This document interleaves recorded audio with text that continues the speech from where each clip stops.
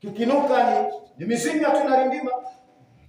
Kikinuka ni risasi tu zitakuwa zinalia kama ambavyo zinavolia kwa jamaa zetu kwa ambao tayari kwao vimeshanuka. Sasa sisi Waislamu kama Waislamu tukatae harufu chafu ya kunuka.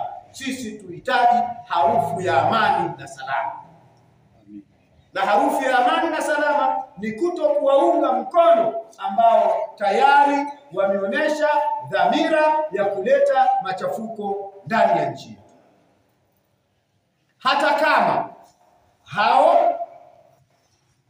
wanao dhamira ya kuleta machafuko katika nchi yetu, ni watoto wetu, ni ndugu zetu, ni baba zetu, katu tusiwaunge mkono. Haya maneno siyasemi mimi, anayesema Mungu. La tajidu qauman yu'minuna billahi wal yawmil akhir.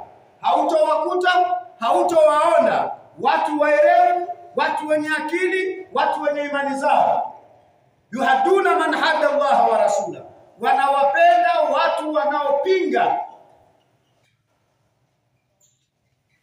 maelekezo ya Mungu na mtume wake, wao wakawa wanawapenda. Walaukana abaahum, japokuwa hao ni baba zao, wala wa abnaahum, au ni watoto wao, au ikhwanahum, au ndugu zao, au ashiratahum, au ni jamaa zao. Ulaika kataballahu, hao ndio Mwenyezi Mungu aloandika al-iman, imani fi qulubi, katika nyoyo zao. Kwa hiyo tusifungamane na watu wenye kutaka kuleta machafuko ndani ya nchi zetu, hata kama ni ndugu zetu, baba zetu, na wengine wenye kutamka hayo ni watoto miongoni mwa watoto wa mkoa wetu wa Singida.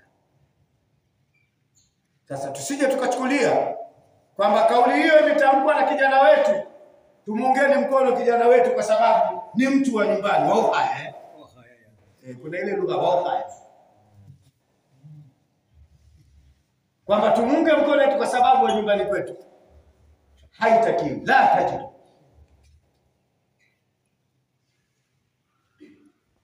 Tuhakikishe tunaitunza amani hii tuliyoachiwa na waanzilishi wa taifa letu, wazee wetu wanapofika, na sisi tuitunze ili kusudi watoto wetu nao, wajukuu zetu pia, na wao waje wafaidi matunda ya uhuru wa nchi hii kama ambavyo sisi leo tunafaidi uhuru wa matunda. Niwaombeni sana. Na swala lazima la kuhakikisha amani na inatawala, hili sio swala la polisi peke yake. Ni swala letu sisi sote. Sio swala la wanajeshi hili la kutunza amani, kuilinda amani, kukemea watu ambao wanavuruga amani, wanaotaka kuleta machafuko. Ni jambo letu sisi kuwakemea watu hao, ili kusudi tuendelee kufanya ibada zetu. Tusiwaachie polisi peke yao.